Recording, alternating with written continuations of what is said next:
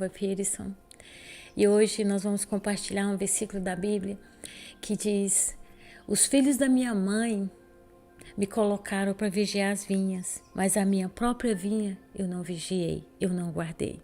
Esse versículo está lá no Cântico dos Cânticos 1:6 e há algo interessante a olhar aqui. Quer dizer, esse rapaz diz, ok, eu cuidei de tudo em volta de mim, mas eu não cuidei de mim mesmo. E esse vídeo é sobre limites. Limites é o espaço que eu dou para as pessoas entrarem na minha vida, é o espaço que eu dou para as pessoas controlarem ou não a minha vida. É preciso colocar um limite nos nossos relacionamentos.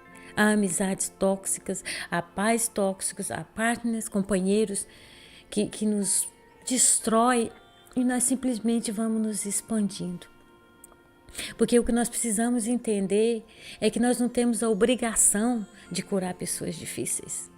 Provavelmente nós não faremos, nós não mudamos as pessoas, mas nós podemos ajudá-las a ir para o lugar certo. E o que é o lugar certo? Se é um companheiro que te bate, não é na sua certidão de casamento que ele deve estar, é na penitenciária ou numa clínica psiquiátrica. É importante a gente saber e colocar limite para as pessoas, porque elas vão estar na nossa vida, elas vão ter em nós o espaço que nós damos a elas. Se nós conseguimos detectar no começo, ou isso não é bom, esse relacionamento, essa amizade não é boa, porque há amigos que são ruins, há pais que são ruins, há mães controladoras, os filhos crescem e elas tentam controlar o casamento dos filhos. Quantas mães não destroem o casamento dos filhos? É necessário que esse filho, essa nora, coloque limite na mãe ou no pai que controla.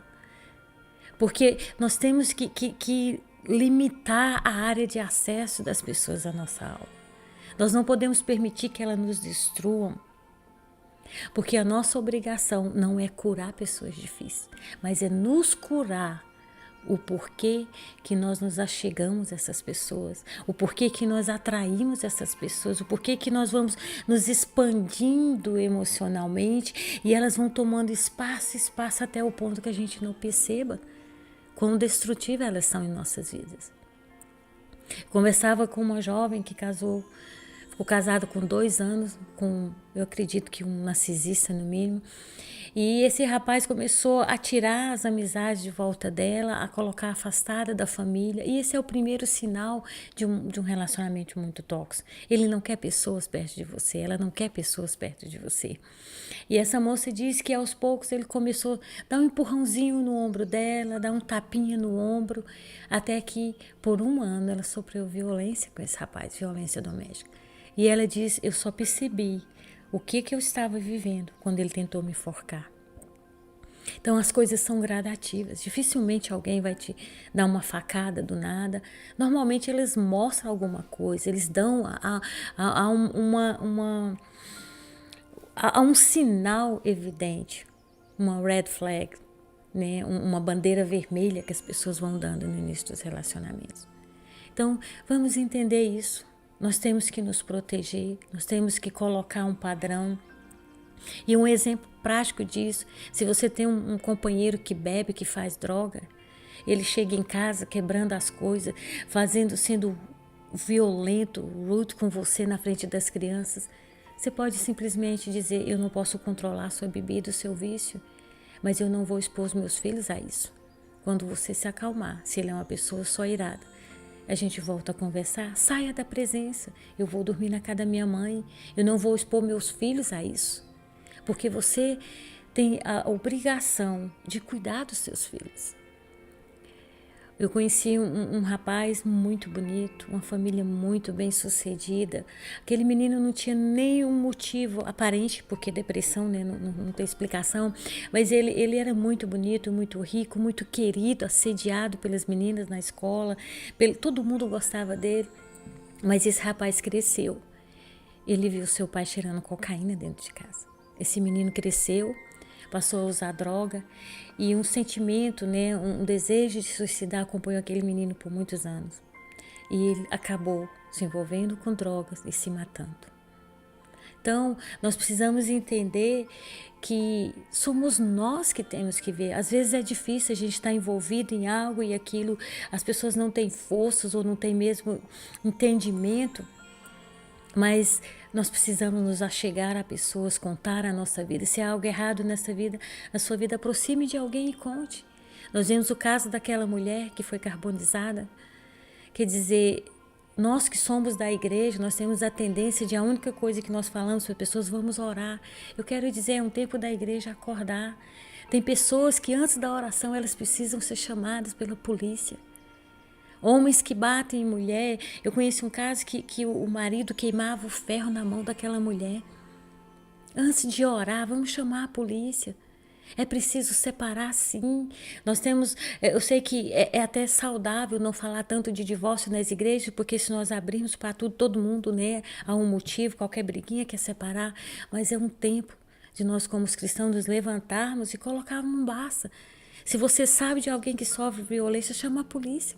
Algo que eu admiro aqui nos Estados Unidos, nós temos a nossa cultura brasileira, não vou, né, colocar minha colher nisso, não vou me intrometer num assunto que não é meu, mas aqui, quando eles veem um casal brigando, eles chamam a polícia, eles protegem eles próprios, eles protegem a própria pessoa que está sob violência. Então, que a gente tenha essa postura. Você conhece alguém que está sofrendo violência, chama a polícia. Ajude essa pessoa de uma maneira prática. Porque quantas mulheres serão mortas, violentadas, até que a gente tenha o discernimento que é preciso divorciar, sim. O casamento não dá direito do companheiro agredir, até mesmo matar. É preciso que a gente tenha um ensinamento mais claro dos limites dentro do casamento. Os seus filhos têm vivido debaixo de violência, você tem suportado. Procure ajuda, porque nós não vamos mudar os outros. Nós temos que nos curar. Quando eu me converti, eu tinha uma moto, né, e eu usava roupas muito curtas e, né, levava uma vida, não era uma garota leviana, mas me vestia muito, né, indecente, vamos dizer assim. E eu lembro que eu me converti, com 3 meses eu comecei para o seminário e eu não tinha tantas roupas, né, eu tive que mudar meu guarda-roupa para frequentar uma igreja. E eu lembro que uma menina, toda vez que eu chegava, ela ia para o portão da igreja e balançava a cabeça. Nossa, isso não tá bom. Nossa, hoje isso não tá bem. E aquilo foi me colocando para baixo e eu toda empolgada, né, conhecendo o Senhor, vendo. Mas nós precisamos entender, a igreja é o lugar de pessoas doentes que estão buscando ajuda. E aquela menina precisava de ajuda também. Ela tinha uma inveja, um complexo, uma coisa muito estranha. E ela viu em mim, acho que um Judas, né, alguém para tacar pedra. E por muitos meses aquilo foi me abatendo e eu não conseguia nem reagir àquilo, achava que era normal, ela estava me ajudando, mas não. Um dia nós tivemos uma aula e falando sobre guerra espiritual, sobre cuidar da alma, sobre guardar a nossa vinha. E quando eu saí lá fora, eu caminhando com ela, eu cheguei para ela e disse, olha, a partir de hoje eu gostaria que você não criticasse a maneira que eu me visto. Eu estou tentando mudar, eu tinha um estilo de vida, hoje eu tenho outra, mas eu não gosto da maneira que você fala comigo. O limite não é desonra, não é desrespeito. O limite é a pessoa saber que há um espaço para ela estar na sua vida, porque elas têm o espaço que nós damos.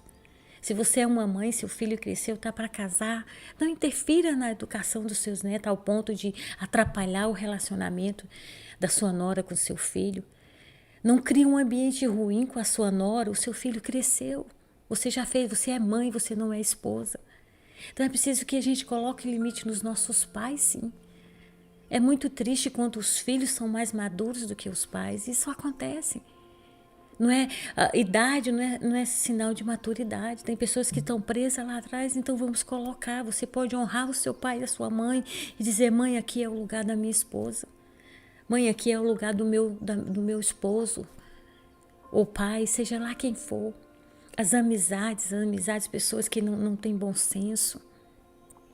Que o Senhor nesse dia abra os nossos olhos, que a gente possa realmente ver e ajudar essas pessoas a irem para o lugar certo. Um homem que bate, um homem que violenta, ele não tem que estar na sua certidão de nascimento, ele tem que estar na polícia ou numa clínica psiquiátrica. Às vezes é necessário divorciar, sim. Eu conheço um caso de uma mulher que o marido queimava a mão dela com ferro. Fez isso 3 vezes. A líder do grupo dela chegou para ela: minha filha, manda esse homem embora. Vá para a polícia. A gente vai orar depois. Nós temos que entender este caso da mulher que foi carbonizada. Será que em momentos, antes de orar, a gente tem que chamar a polícia? Porque às vezes não vai dar tempo. Pessoas violentas têm que ser tratadas com autoridades para isso. Perturbados mentais têm que ir para uma clínica psiquiátrica. E não é você que vai curar essa pessoa. Não destrua a sua vida por alguém que não está te dando nada. Que o Senhor nos dê discernimento para manter, para preservar a nossa saúde mental e espiritual. Porque é preciso que a gente entenda isso. Eu não tenho que morrer por uma pessoa que simplesmente me desrespeita, me desonra, me violenta.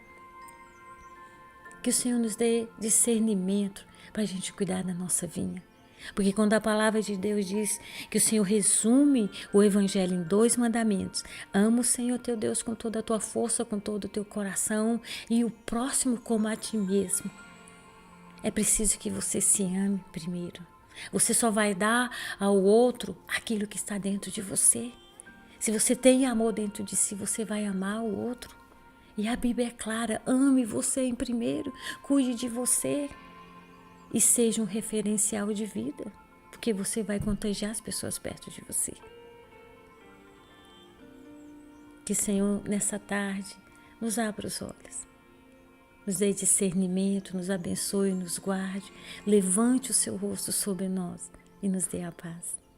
Eu sou a Nalva Pearson. Se você gostou desse vídeo, dê um like, compartilhe, inscreva-se no meu canal.